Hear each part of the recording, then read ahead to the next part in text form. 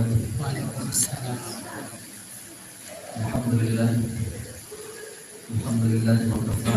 Wassalatu wassalamu ala rasulil mustafa Nabi Mustafa Sayyidina Muhammadin wa ala alihi wa sahbihi wa man ittaba'a huda. Asyhadu an la ilaha illallah wahdahu la syarika lah wa asyhadu anna Muhammadan abduhu wa rasuluhu la nabiyya ba'dah. Allahumma atir Subhanahu wa zakkiha anta khairu man zakkaha anta waliyuha wa mawlaha. Allahumma aslih lana syu'ulana kullaha wa la takilna ila anfusina tarfata 'ainin abadan. Allahumma inna nas'aluka khairan hadhihi al-lailah wa fitnaha wa nasraha wa nuraha wa barakataha wa hudaha wa na'udzu bika min syarri ma fiha wa syarri ma ba'daha. Allahumma 'allimna ma yanfa'una wa anfa'na bima 'allamtana wa zidna 'ilma. Allahumma ihdina wa waffiqna bima tuhibbu wa tardah. Allahumma amin. Amma ba'du. Kaum muslimin dan muslimat, hadirin dan hadirat rahmatullah yang dirahmati Allah Subhanahu wa taala. Dan memohon kepada Allah agar diberikannya taufik dan ridhonya di malam ini guna menyambung pembahasan dari kitab Berkas yang disusun oleh Imam Muhammad bin Hasan Asy-Syaibani.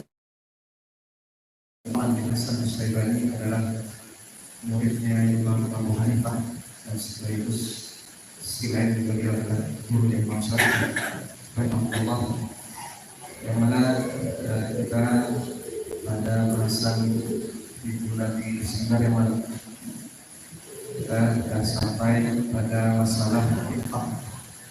Masalah infak artinya adalah masalah pengeluaran, masalah bagaimana kita mengukur dan mengelola pengeluaran kebutuhan kita. Sebab perkara pengeluaran ini akan menentukan kasab kita, akan menentukan kerja kita, usaha kita membayar kepada. Sebab di bagian sebelumnya kita sudah pernah membahas bahwa kasab atau usaha mencari yang halal itu ada yang wajib, yaitu ada yang wajib ain, itu ketika kita berusaha bekerja memenuhi kebutuhan diri kita. Kemudian yang kedua adalah memenuhi kebutuhan orang-orang yang di bawah tanggungan kita. Yang ketiga adalah melunasi utang-utang kita. Bekerja untuk memenuhi yang tiga ini hukumnya bahkan adalah fardu ain. Kemudian bekerja untuk bersedekah, makanya penilaian sunnah, bantu dianjurkan dan seterusnya pembahasannya. Jadi mencari harta, mencari rezeki, bekerja termasuk di dalam berdagang, bertani dan seterusnya, itu berkaitan dengan bagaimana kita mengenali standar kebutuhan kita. Kebutuhan nanti soal pengeluaran, apa yang berapa kita keluarkan, seberapa yang harus kita lakukan, seperti itu. Dan kita sudah sampai di bahasan kemarin tentang masalah infak, tentang perkara-perkara infak pengeluaran. Dibicarakan di awal ini tentang yang paling dasar, yaitu soal makan, minum, dan pakaian. Nanti telah kita bahas di bulan Desember yang lalu bahwa yang wajib dari makan dan minum itu adalah memakan atau meminum, mengkonsumsi, mengkonsumsi kadar makanan atau minuman yang bisa mempertahankan nyawa kita. Itu kadar wajib. Ditambah di atas itu untuk menguatkan badan agar bisa melaksanakan kewajiban-kewajiban, maka dia hukumnya mandub, dianjurkan, disunnahkan. Jadi ada hukum-hukumnya seperti itu. Nah ini sebenarnya perlu kita turunkan lagi. Insya Allah nanti akan semakin kita pelajari kitab ini, akan semakin nampak standar-standar itu. Ya, mudah-mudahan mohon taufik Allah SWT. Tapi kita boleh masing-masing kita turunkan dalam keseharian kita angkanya berapa? Angkanya berapa? Jelas tadi standar dasarnya itu adalah makan minum yang wajib itu, yang tidak boleh dilalaikan adalah kadar yang mempertahankan nyawa. Kalau tidak dimakan juga kadar itu, maka hilanglah nyawa. Sama nilainya kita bunuh diri. Maka di sini ada pembahasan itu adalah tentang ancaman Allah terhadap orang yang menolak untuk makan dan minum sehingga menyebabkan kematian. Itu kadar wajib dan sunnah pada memenuhi atau mengeluarkan harta untuk makan. Lalu pakaian yang wajib itu adalah menutup aurat, menutup aurat untuk sholat. Yang kedua, menutup aurat agar terhindar dari pandangan orang lain. Menutup aurat untuk sholat, menutup aurat dari pandangan orang lain. Itu wajib. Lalu yang sunnahnya apa? Yang sudah kita pelajari, menutup aurat walaupun tidak di hadapan pandangan orang sendiri. Di kamar kita sendiri, di rumah kita sendiri, ya. Walaupun kita diizinkan untuk membuka sebagian dari aurat kita, tapi menutupi aurat sempurna di rumah itu sunnah. Di dalam kamar mandi, di toilet kita mandi, ya. Walaupun mungkin sebagian orang mengapa orang kemudian membuka aurat yang ya, di kamar mandi ya dia mandi, tapi dianjurkan dia menutup. Nah, penutup itu kan harta itu. Nah, harta untuk menutup dianjurkan. Jadi sebenarnya di dalam agama ini, dalam syariat ini, kalau kita ikuti bagaimana para ulama membahas, itu clear sebenarnya mana standar-standar dasar. Biasanya kadang-kadang kita ini terpengaruh oleh standar kebiasaan. Dalam agama itu sudah jelaskan mana standar-standar. Kadang-kadang kita pakai tapi kan begini, tapi begini aja kan, tapi itu karena standar kebiasaan kita. Seperti makan saja, makan tadi itu, makan yang memenuhi apa yang wajib tadi, yang untuk mempertahankan nyawa. Pernah tidak kita benar-benar mencari? Atau mungkin yang agak ekstrim mencoba? Coba ya. Tapi mencari lah, googling atau bagaimana mencari dalam penelitian, dalam pendapat para pakar kesehatan. Manusia bisa bertahan tidak makan itu berapa? Kalau tidak minum berapa? Itu kan standar kalau kita ukur berapa? Ilmu kesehatan itu kan keluar ya. Katanya mengatakan manusia mungkin bisa tidak makan beberapa hari, tapi manusia tidak bisa minum. Tidak minum. Berarti kadang ada kala nanti makan bisa digantikan disubstitusi oleh minum. Sama dengan Allah SWT, kita tidak sedang mengatakan harus begitu, tidak. Itu kadar batas bawah yang harus kita kenali. Walaupun kita tidak ingin berada di kondisi ini, kondisi darurat.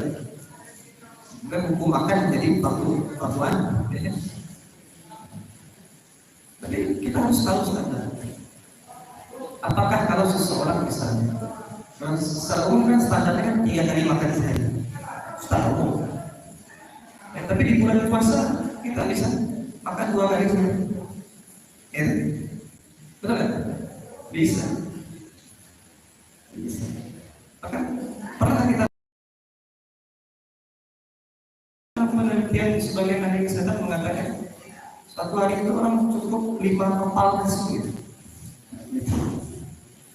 5 kepal, 4 sampai 5 kepal nasi.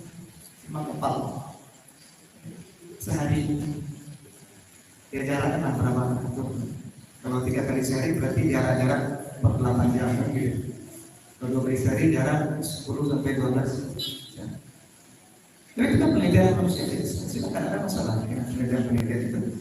Ya. Tapi Rasulullah SAW mengingatkan sahabatnya. Ini perlu menjadi pertimbangan kita. Mengingatkan sahabatnya. Siapa? Abdullah bin Amr bin As. Ya. Ketika datang kepada Rasul, ya Rasul, eh, adakah di dua kasus sebenarnya juga. Satu soal baca Quran, sholat malam, dan satu lagi adalah sholat puasa. Yang sholat puasanya ada kita saja. Karena Abdullah bin Amr bin As seorang pemuda ini, dia datang kepada Rasul, saya adakah kewajiban puasa lagi bagi saya di luar Ramadan? Tidak ada, kecuali engkau ingin sukarela. Yang dari sana tidak ada kewajiban di luar itu. Puasa artinya tidak makan di siang, ya, tidak makan di siang. Lalu kemudian kata Abdullah bin Amr bin As, tapi saya kuat ya Rasul. Saya kuat untuk menahan untuk puasa lagi di luar puasa Ramadan diwajibkan kepada saya. Tapi kata Rasul kata, dirimu dan keluargamu punya hak. Dirimu, keluargamu, matamu punya hak. Tapi saya kuat, saya ingin memakai masa kuat saya ini. Saya ingin menikmati masa kuat saya ini yang ibadah. Ada anak muda seperti itu dulu di masa lalu. Hari ini mungkin susah mencari yang begitu. Makanya ada orang muda itu tidak, orang usia muda, ya. Usia muda itu keinginan yang beribadah luar biasa. Masukan tidak langsung kasih. Kalau begitu, oke lah, kalau tambahlah puasa 3 kali dalam sebulan, itu sudah sama dengan puasa 1 bulan. Ya. 3 kali sebulan, biasanya itu yang tengah bulan ya. Yang multi, ya, aja multi. 14, 15 tengah bulan Komania. Kenapa sama 1 bulan? Kata Rasul, karena setiap kebaikan dikalikan 10. Ya. Gitu, Rasul kasih jawaban begitu. Sama yang puasa 1 bulan penuh ya, 3 hari. Saya buat lagi harus tambah lagi. Tapi dengan pengingat dari dirimu, keluargamu. Sampailah akhirnya lebih tambahnya di titik ngajarkan puasa Daud, sehari puasa, sehari tidak. Sehari puasa. Jadi tambah lagi. Nah, tambahlah setiap dari sehari puasa saya tidak. Tambahlah 1 hari lagi tiap bulannya. Jadi jangan dirahmati Allah SWT. Artinya apa? Nabi memberi peringatan kepada manusia agar tidak berlebihan dalam puasa. Kalau tujuannya puasa ibadah lebih dalam, bukan sekedar tidak makan. Tapi tidak makan itu ibadah.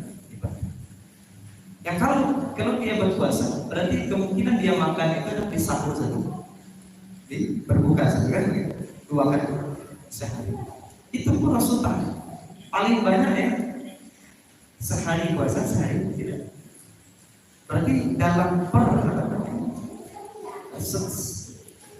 hari itu ada dia makan cuma maksimal 2 kali. Hari besoknya bisa 3 kali. Terus tidak biarkan orang terus menerus. Ini standarnya Rasul ini sebenarnya standar yang baik sekali, sangat baik sekali. Untuk memberikan ukuran kepada kita hari-hari itu berapa sih kita makannya, berapa pengeluaran. Karena ini jarang sekali kita selalu masyarakat kita ini selalu standarnya terbiasa.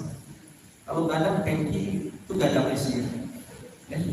Kalau banyak gadang, barang gadang itu banyak. Biasa sudah. Kalau gadang sisi, gadang minyak. Kita standar. Jadi kita carilah bagaimana Rasulullah SAW meletakkan soal tidak makan ini kepada bangsa. Tapi bukan standar. Maka kita di sini di tahap ini kita bisa katakan, oke, berarti sebaiknya ya, tidak dalam standar aja, standar yang sebaiknya. Soal itu sehari itu ya, sebenarnya dia makan 2 kali. Jangan ini belum bisa. Tapi standar wajib tadi dikatakan mempertahankan nyawa, dan itu bisa saja orang beberapa hari tidak makan, asalkan dia bisa itu lebih rendah. Nah, mari kita masukkan ke kepala kita standar-standar gitu. Nanti di ujung pembahasan kita akan olah yang semua. Tapi standar-standar ini mari kita masukkan ke kepala kita. Itu pakaian. Begitu juga pakaian. Pakaian kok kita tidak butuh tiap hari beli pakaian. Tidak berpakaian tiap hari, tapi membeli pakaian tiap hari tidak perlu. Berarti ada lagi soal pakaian yang bisa kita press dari segi angkanya. Oke, satu orang kalau punya 1 style pakaian itu susah ya. Kalau basah itu, kotor itu gimana? Berarti sekurangnya berapa nih? Prostat, kan gitu? Prostat. Sekurang-kurangnya supaya kita bisa menutup aurat, memenuhi kewajiban.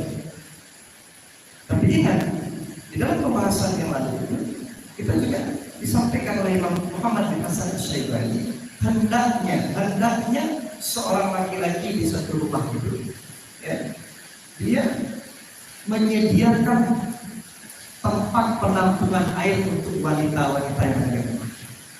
Sebab wanita itu auratnya lebih banyak daripada laki-laki. Kalau dia pula keluar masuk rumah, ya, ngenteng-ngenteng air begitu, karena air membutuhkan itu.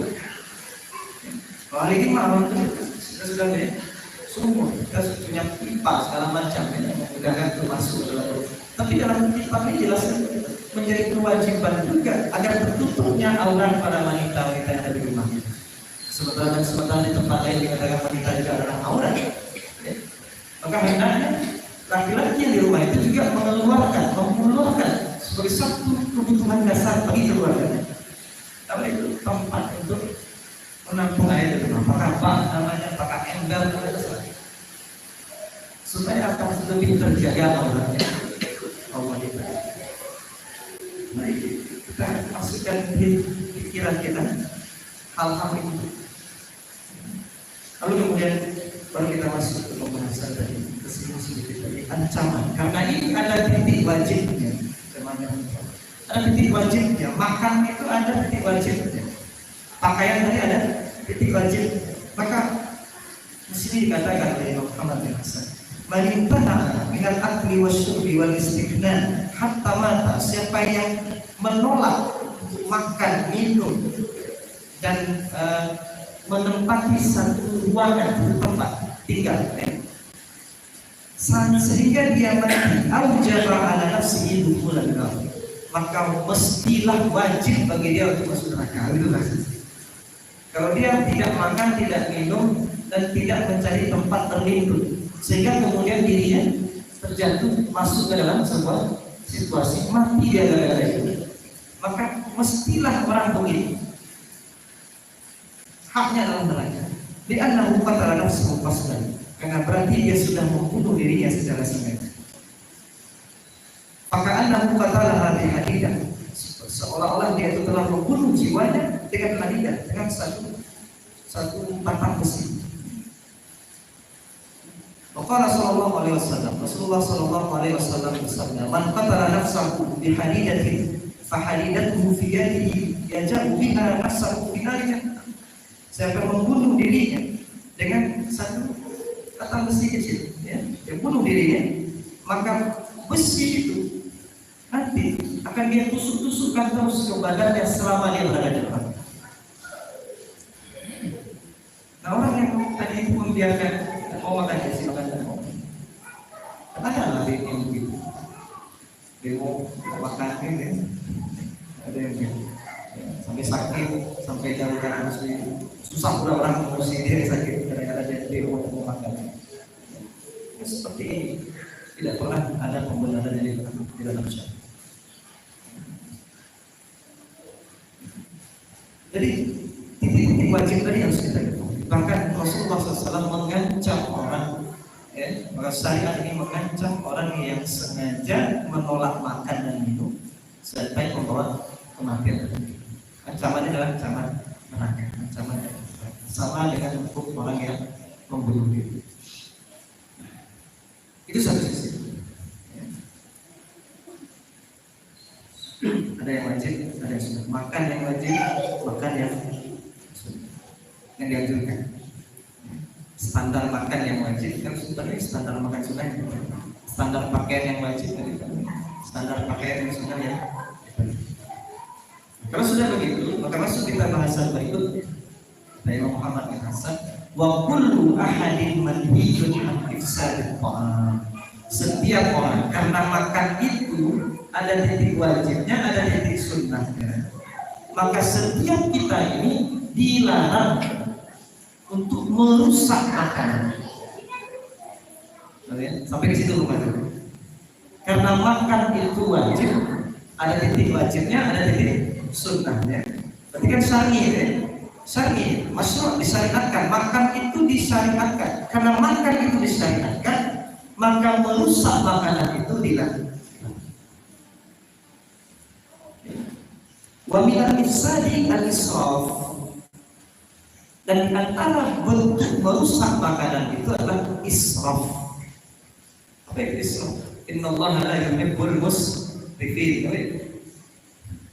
Kulu washrabu wa la tusrifu. Makanlah, minumlah, jangan berlebih-lebihan. Allah tidak suka orang yang berlebih-lebihan. Di antara sikap merusak makanan adalah ketiga, berlebih-lebihan. Kok bisa begitu?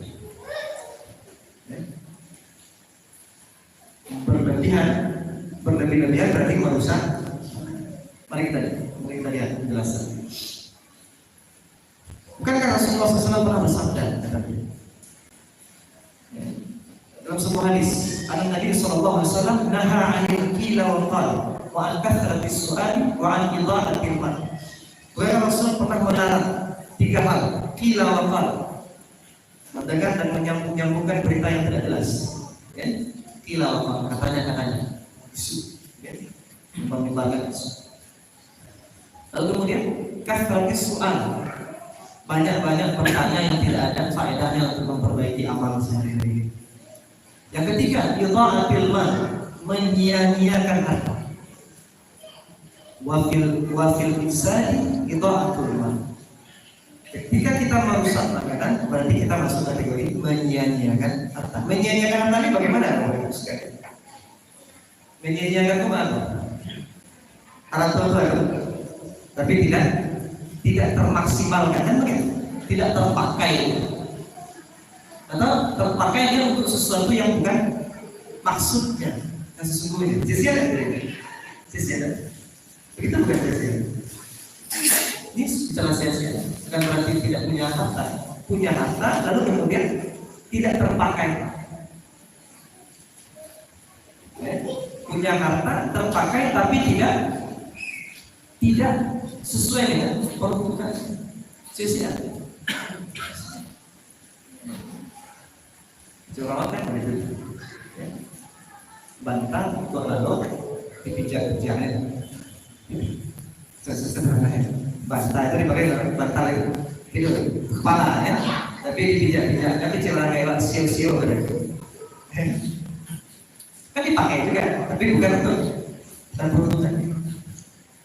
Nah, menyia-nyiakan harta itu masuk kategori ifsad, merusak. Kenapa dimasukkan tadi? Ya, kalau makan itu ada titik wajibnya, ada titik sunnahnya, maka hati-hati merusak makanan. Karena merusak makanan itu dilarang. Merusak makanan itu apa? Di antaranya israf, berlebih-lebihan, menyia-nyiakan makanan. Coba cek produktif, cek piring-piring kita di rumah, cek kulkas kita, jamaah dalam hati Allah. Berapa yang sudah kita stok tapi kemudian tidak terpakai? Hati-hati. Berarti dalam kulkas kita ada yang dilarang masuk. Ya kan? Di dalam lemari makan kita ada ya masuk kategori yang dilarang oleh Rasulullah. Yang mana itu? Itu atul mal, menyia-nyiakan. Sebarang itu amalnya. Ini ajaran untuk apa? Agar setiap muslim itu peduli perhatian dengan makanan yang ada di rumah, stok makanan. Kalau sudah dibeli, maka harus dimakan. Dibeli sesuai dengan kadar manfaatnya. Jangan nyetok aja. Paling generasi milenial punya cucu anak generasi sekarang ini suka sekali. Beli aja dulu. Nanti dimakan, beli aja dulu. Sebagai rumah kaum muslimin hari ini, akhirnya apa? Masuk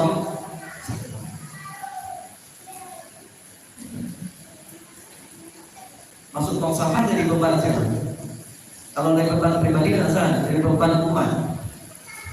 atau TPA, ya. Atau TPA pun nggak bisa masuk atau begini.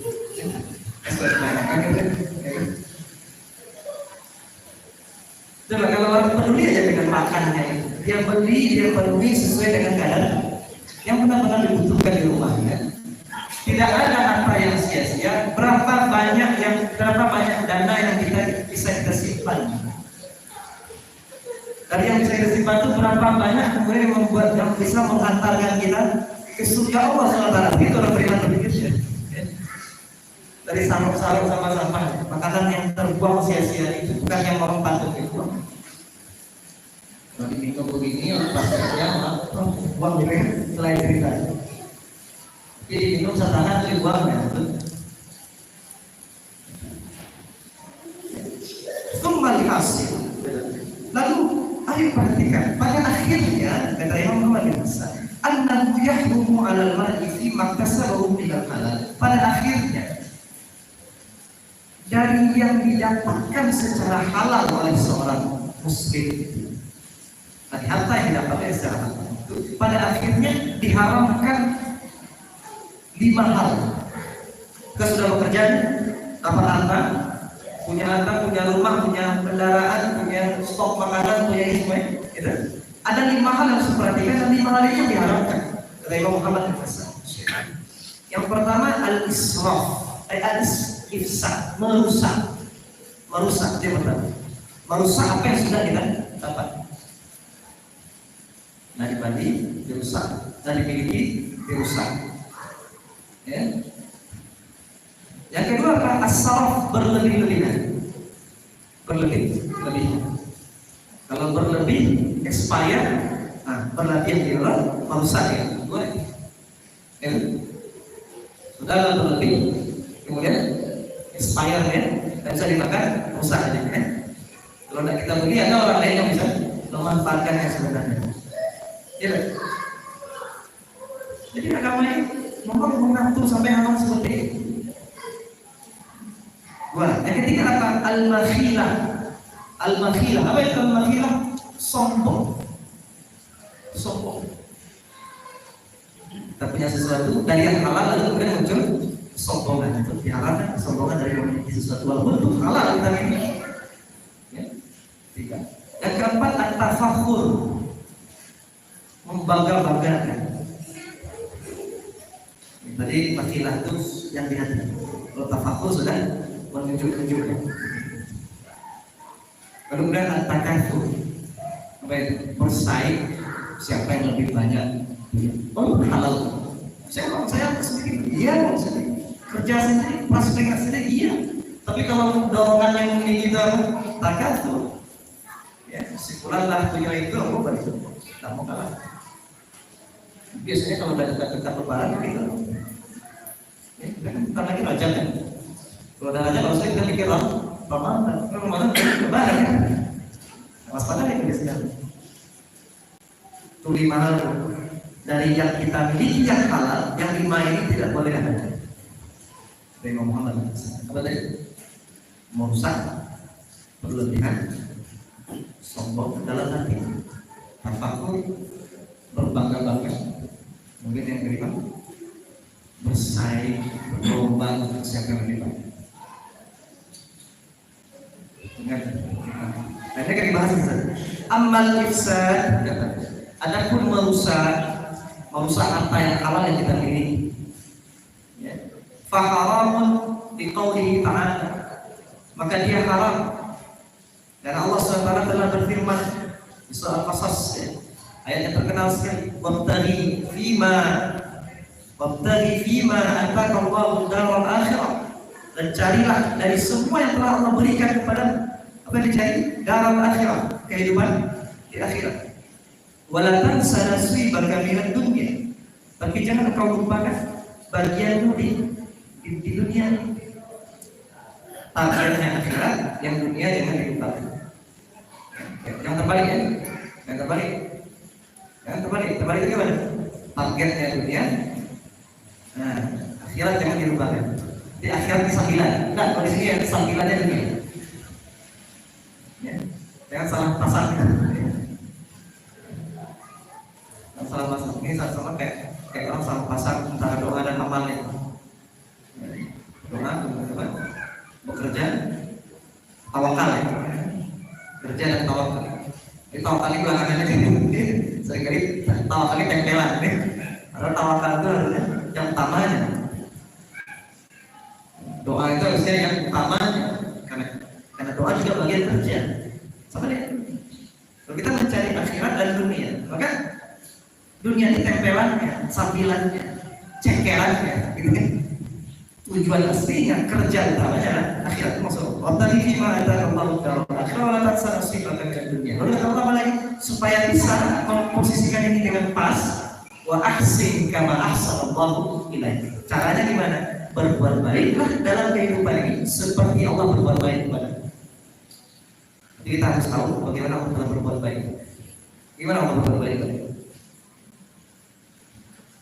Sebelum kita minta Allah sudah beri. Sebelum kita minta Allah sudah. Bisa nggak kita sampai begitu? Lalu diminta, lalu datang orang meminta, Allah tahu barang ini. Apalagi kalau meminta. Gimana lagi Allah berbuat baik kepada kita? Gimana Allah berbuat baik? Allah berbuat baik itu tidak pernah pas-pasan. Selalu dilebihkan. Baik. Al-hasanat bi asyri amsalihha. Setiap kebaikan yang dilakukan oleh manusia diganjar berapa? Minimal kali 10. Itu cara Allah berbuat baik. Kali 10. Kita harus berusaha. Kalau tidak bisa begitu betul ya, adalah sekian persen dari cara begitu tidak lanjut. Kalau kita assalamualaikum, jawab waalaikumsalam warahmatullahi wabarakatuh. Itu kan ada lebih kan? Sudah lebih kan begitu. Sederhana kan begitu kan? Kasih berapa kita? Kasih lebih sedikit. Dilebihkan. Karena Allah kan kalau memberi selalu melebihkan. Bahkan memberi sebelum orang datang meminta. Dan selalu memberi yang terbaik, selalu memberi yang dibutuhkan. Hasil kama sallallahu alaihi kaidah itu. Yang dengan begitu maka bisa nanti orang namanya bisa memposisikan akhirat lebih baik di atas dunia. Dunia tidak lupa, akhirat tercapai. Lalu ujungnya apa? Wala tabghil fasada fil ardh. Jangan kamu membuat kerusakan di kamu. Berbuat baik seperti Allah berbuat baik dan jangan membuat kerusakan karena Allah la yuhibbul mufsidin. Allah sesungguhnya tidak menyukai orang-orang yang berbuat kerusakan. Dan yang paling dekat kerusakan yang kita lakukan adalah kerusakan terhadap apa yang kita pakai, apa yang kita pakai. Maka merusak itu walaupun milik kita, halal punya kita, tapi merusak punya itu berarti menyia-nyiakan hak yang ada di dalam. Karena yang memberikan milik itu siapa? Yang mengizinkan bahwa ini milik kita. Saya beli barang, saya beli mobil. Itu kemudian kita katakan itu hak milik saya. Yang mengatakan, yang membuat kita punya status hak milik itu Allah. Kalau Allah tidak sahkan jual belinya secara syariat, tidak sah kepemilikan kita. Betul? Ya. Kalau secara syariat jual beli kita lakukan tidak sah. Sahkah kepemilikan kita? Tidak. Maka status hak milik sebenarnya adalah Allah yang memberikan. Ketika Allah menghalalkan jual beli, wa halallahu baina. Allah halalkan jual beli sehingga apa yang kita miliki melalui pembeli itu menjadi sah, menjadi milik kita.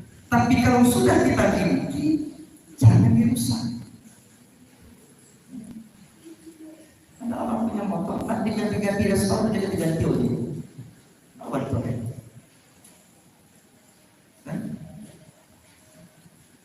Ada sekali setahun.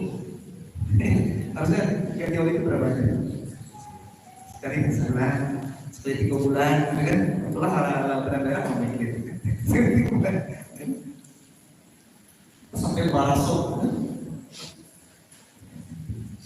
Yang dasarnya milik saya, suka saya. Tak begitu caranya dalam saya. Tak begitu caranya. Yang dia butuh dirawat jadi apa? Kami ingat betul dulu, ada yang jual mobil kami malam lagi dulu mobil. Terus seorang orang tua namanya Pak Burhan. Segitu, yang kita yang situ di pas ngasih mobil kita beli mobil pertama beli. Boleh ada punya tua sama dia barang sih. Ingat dulu nasihat. Punya tua, kamu tahu benar mulai kasih nasihat. Paling kita beli gini, dia kasih nasihat. Punya tua sama dia barang sih. Soalnya tipu-tipu yang dapat yang terus selalu dipikirkan. Karena kan gitu kan, tipu-tipu anak dalam paling tinggi ya PAK.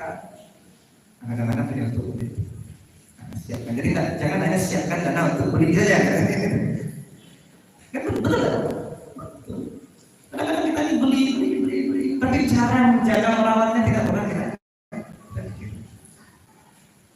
Sehingga kemudian kita jatuh ke dalam ifsad, merusak. Jadi benar. Merusak punya sendiri jadi tidak dibenarkan. Apalagi merusak. Merusak punya sendiri saja tidak dibenarkan apalagi. Ada pernah kita membahas soal inna Allah la yuhibbul mufsidin sampai begitu. Harus sampai ke situ. Kalau kita bicara harta, karena kemampuan mengelola harta ini satu bentuk kecerdasan yang sangat dihargai syariat yang disebut namanya rusd.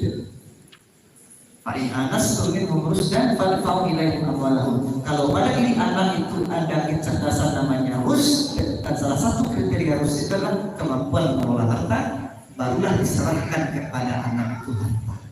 Artinya orang baru layak menerima harta ketika dia sudah punya kecerdasan mengelola. Tapi kita ini banyak, ya, harta sudah sampai di tangan, kecerdasan itu belum ada. Sama kayak smartphone ini, smartphone yang sudah ada di tangan kita, yang kita ada smart. Gitu. Ya, smartphone ada yang ponsel pintar, kan? Gitu. Ponsel pintar, ponselnya doang yang pintar, orangnya nggak pintar. Akhirnya ponsel itu merusak dia. Gadget ini ponsel pintar. Tapi karena saking pintarnya ponsel itu, orang yang memakainya tidak mengupgrade kepintaran kecerdasannya, akhirnya orang itu dikendalikan oleh gadget ponsel. Itu namanya ponselnya doang, itu bahasanya begini, ponselnya saja dan cantik, dan ini nggak cantik. Kalau benar cerdas kita bisa mengimbangi bahkan melebihi kecerdasan ponsel itu, kita yang mengendalikan pekerjaan barang tiga, ya. Tapi kalau nggak bisa lah pekerjaan barang tiga ponsel, ya. Itu lebih cantik ya ponsel daripada. Dan ketika nggak pandai kita mau melihara, nggak pandai mengelola, berarti kita terjebak dalam ifsad. Wala tabghil fasada fil ardh. Jangan kamu membuat kerusakan. Kadang-kadang kita mengukur kerusakan orang yang membangun saja. Ya. Yang kerusakan itu apa? Betonisasi. Iya itu mungkin juga. Tapi kita lupa bahwa ketika kita menggunakan kendaraan, kita kadang-kadang juga melakukan ifsad, merusak. Karena kebiasaan kita melihat dulu ke orang sebelum melihat persoalan harta bukan persoalan dengan sikap orang berapa, tapi sikap kita terhadap harta. Harta yang mana? Harta yang kita miliki. Bahkan kata para ulama, seorang anak manusia belum layak dia menikah sebelum dia pandai mengontrol harta yang ada di sana. Oleh karena itulah di kitab fikih itu susunan babnya. Fikih pertama, fikih ibadah, sholat, zakat, puasa, haji, ya kan? Setelah fikih ibadah, fikih muamalah, harta ya, jual beli, gadai, ya, sewa, kontrak, segala macam. Setelah itu baru kita bernikah. Ini ada pesan, karena hampir rata-rata kita fikih seperti itu. Pesannya apa? Pesannya jangan nikah dulu sebelum ibadahnya beres. Yang disatunya terkontrol. Ya, betul. Itu pesan. Karena kalau menikah juga merusak. Kalau sholatnya dia tidak bisa mengingatkan dirinya sendiri tentang kewajiban sholat, dia tidak bisa mengingatkan dirinya sendiri tentang kewajiban puasa, ya, dasar-dasar sekali. Nanti zakat, ya, dia tidak bisa kontrol isi dompetnya, asal masuk gaji langsung keluar, ya, tengah bulan hari rasanya gaji mulai juta, 20 juta ada kalau anak muda hari ini gajinya 15 juta, 20 juta gaji pokoknya 15 juta ada. Baru diangkat dari pegawai atau dapat satu pekerjaan posisi luar biasa karena kecerdasannya, tapi kemampuan mengelola harta belum ada. Dapat gaji sebulan gaji pokok 15 juta di luar tunjangan, tengah bulan sudah ngos-ngosan. Apa masalah? Karena tidak punya daya kecerdasan. Akhirnya merusak harta yang diberikan kepadanya, kemudian menjadi rusak. Bahkan dibuat untuk merusak orang, merusak diri, merusak kawan, merusak manusia. Jadi bukan perkara bagaimana berapa banyak harta yang didapatkan, bagaimana cara mendapatkan yang paling penting. Itu penting ya, tapi yang paling penting adalah bagaimana cara kontrol keluarnya. Makanya standar qawamah dalam ayat 34 surat An-Nisa itu. Standar qawamah itu salah satunya wa bima anfaqu min amwalihim, karena harta yang mereka keluarkan. Karena itulah mereka punya qawamah, kepemimpinan yang layak terhadap. Kalau tak pandai mengelola harta, justru harta itu rusak di tangannya, tidak layak memiliki qawamah. Ini baru kita bicara haram yang pertama, yaitu ifsad, merusak. Jadi merusak ini hanya merusak harta orang, ya? Merusak ini juga merusak harta,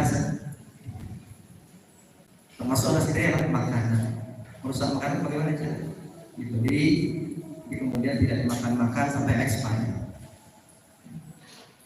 Baru zaman yang terakhir kita pernah mendengar Sirina Ali datang ke pembantu, ada yang bisa dimakan. Saya punya makanan, tapi saya tidak rito, tidak rela saya berikan ke Amir. Apa itu? Labu atau semangka yang sudah mulai asam sedikit. Tidak apa-apa sih ini. Sirina Ali Amir ingin labu yang sudah mulai atau semangka yang sudah mulai kan kalau masak adanya kan asam saja. Maka dihabis. Sedang Ali tidak mau membiarkan itu makanan rusak.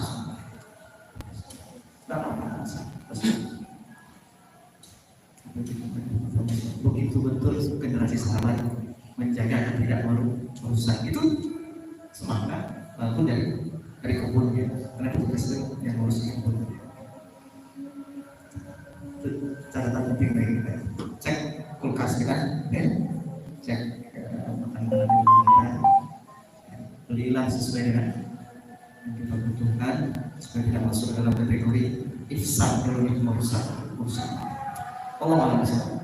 Yang di satu kita di mana dibahas, yang sekali pembahasan. Mudah-mudahan Allah berkahi pertemuan dari malam ini, dan semoga ini pengingat kita semua, termasuk diri kami sendiri, agar berhati-hati dalam mengeluarkan harta. Ya, semoga kita ini menjadi orang yang diberkahi Allah pada diri kita, diberkahi Allah pada harta yang ada di kita. Allah a'lam bishawab. Subhanallahumma wa bihamdika, asyhadu an la ilaha illa anta, astaghfiruka wa atubu ilaik. Wassallallahu ala sayyidina Muhammadin wa ala alihi wa sahbihi wasallam. Walhamdulillahi rabbil alamin. Billahi taufiq wal hidayah. Assalamualaikum warahmatullahi wabarakatuh.